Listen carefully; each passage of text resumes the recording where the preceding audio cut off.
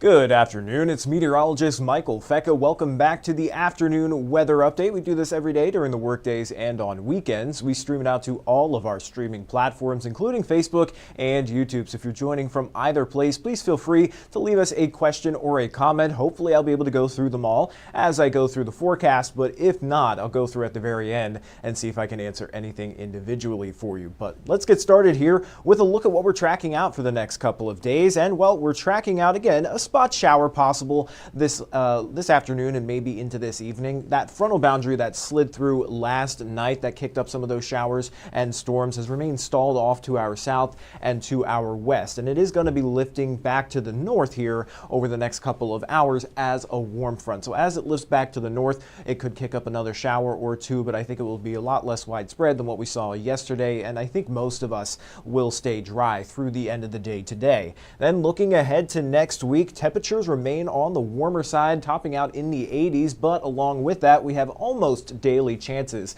for showers and storms next week. It's not going to be raining every second of every day, but each day will hold at least a chance for some showers and storms. And by the end of next week and into next weekend, it looks like temperatures will start to settle back down into the 60s and 70s. So a bit cooler out there, but it'll be a little bit more on the refreshing side as it has been so warm here recently. But let's check out what's going on out there across the U.S. We've got this cold front that has passed to our south there. And remember, this is that stalled frontal boundary that's just off to our southwest. So along that frontal boundary, you can already see it's kicking up some clouds and even a few spotty showers. And that's going to be lifting northwards as a warm front here over the next couple of hours. You can see most of the shower activity remains to the south and to the west of the tri-state, but as that continues to traverse northward, we'll see a few clouds out there, and then with that, a few little sprinkles, but not expecting anything major or widespread here over the next couple of hours. So let's take a look at the future radar through this afternoon and into this evening.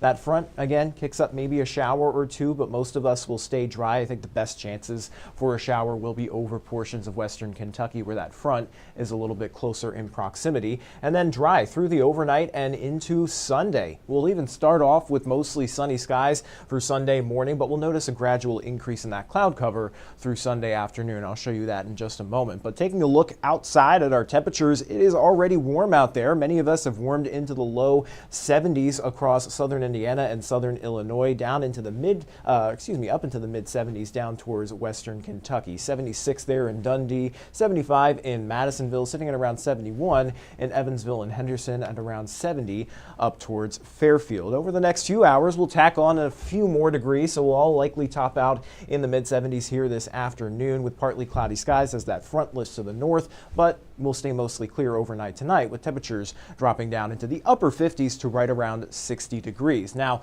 because that front's going to be lifting to our north tonight, it is going to bring in some more of that warm air from the south. So that is going to warm us up for the second half of the weekend. We'll top out in the low to mid 80s for our Sunday. Again, starting off with that sunshine, noticing an increase in that cloud cover through the afternoon and into the evening. Winds will also be on the breezier side. We could see gusts up to 25 miles per hour out of the southwest. Now, with drier weather, warmer temperatures, and a little bit of a breeze, we do have some elevated fire risk out there. That's mainly just for folks who are planning on maybe doing bonfires or burning anything. It is recommended that you not do that due to just how dry it is, especially across portions of western Kentucky. A small little ember drifting in the wind can definitely cause a big problem. So keep that in mind. Refrain from burning anything, especially tomorrow, because we'll be at a slightly higher risk for fire weather. And we are so dry here across the tri-state, especially across western Kentucky. That's where they're sitting at that severe drought. So areas of Hopkins, Muhlenberg, and Ohio County, that's where you have those severe levels of drought being reported right now. The rest of the tri-state mostly sitting in abnormally dry or even moderate drought across portions of southern Illinois. Now, good news is we do have plenty of rainfall in the forecast, but with it being so scattered, showery, and more in the way of storms,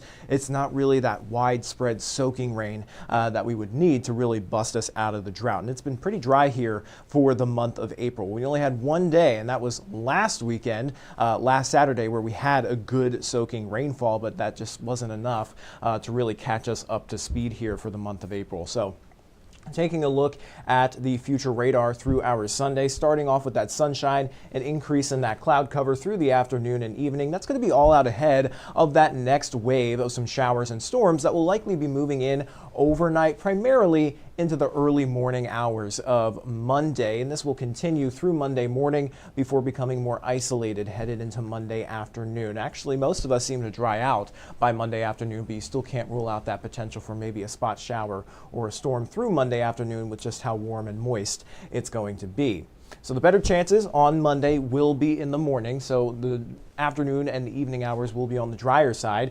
And as that front continues to remain parked off to our north, that warm front on Tuesday, we're not really expecting much in the way of shower activity on Tuesday. Again, maybe a spot shower. Most of us stay dry there. And then the better chances for showers and storms move back in primarily Wednesday night into Thursday morning as a cold front will approach from the northwest, but it doesn't make a complete pass through the tri-state. So it'll kick up some showers and storms and kind of send them southwestward or southeastward through the tri-state there, weakening as they do so. But we do have some rainfall on the way. So I mentioned that drought monitor just a few minutes ago, how we were looking at maybe even some moderate to severe drought across the tri-state. I showed you this yesterday, and actually some of these totals have come up a little bit. So this is the 7-day rainfall forecast. So over the next week, we could pick up anywhere between a half an inch up to an inch and a quarter of rainfall in some spots, but it still looks like areas that need it the most will likely get the least amount of this rain, because that's when all of our storm systems are mostly passing to our west and to our north. So areas to the northwest of Evansville getting a little bit more rain than areas to the south and east. So not a whole lot of rain, definitely not enough to bust us out of that drought. Now, with all those rain chances headed our way for next week, we'll obviously have that potential for some thunderstorms, and we don't really have a whole lot in the way of severe thunderstorm risk until we get into Wednesday night and into early Thursday morning. So I know this outlook is primarily just for Wednesday, but it accounts for 7 a.m. Wednesday morning to 7 a.m. Thursday morning. So you can see that 15% slight risk for some severe storms does clip the far northwestern corner of the tri-state, primarily for areas west of the Wabash River there in southern Illinois. The rest of us are not outlooked there, but I think that is because we'll have that front approaching from the northwest that'll kick up some showers and storms to our northwest and send them in our direction Wednesday night and into early Thursday morning. So you can see the better dynamics still set up farther to the northwest of the tri-state, but as those storms progress eastward, they will be weakening. And as they weaken, we may still catch a few warnings there across southern Illinois, but as they push through the heart of the tri-state, they will be mostly weakening by that point. So not looking at much of severe weather risk through the rest of the day on Thursday.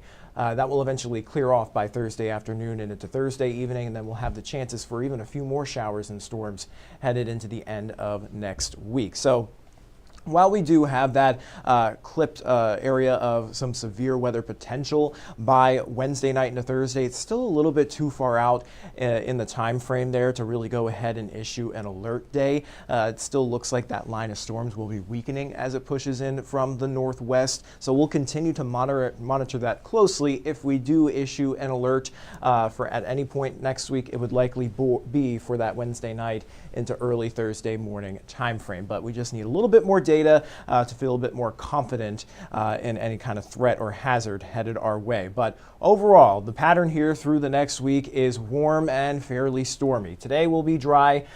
Tomorrow will also be mostly dry up until we get into the overnight hours. That's when we'll see another chance for some showers and storms that will linger through into Monday morning. And then we dry out through Monday afternoon, mostly dry there by Tuesday, still a chance for a spot shower, and then we get more chances for showers and storms towards the middle and end of next week. The warmest day of the work week will be on Tuesday. That's when we'll have winds coming up from the south again. That warm front will be far off to our north. So temperatures will be topping out possibly in the mid to upper 80s in a few locations. So we're not quite done with these above average temperatures yet. We start to cool back down into the 70s by next weekend. So that is the latest on the forecast here.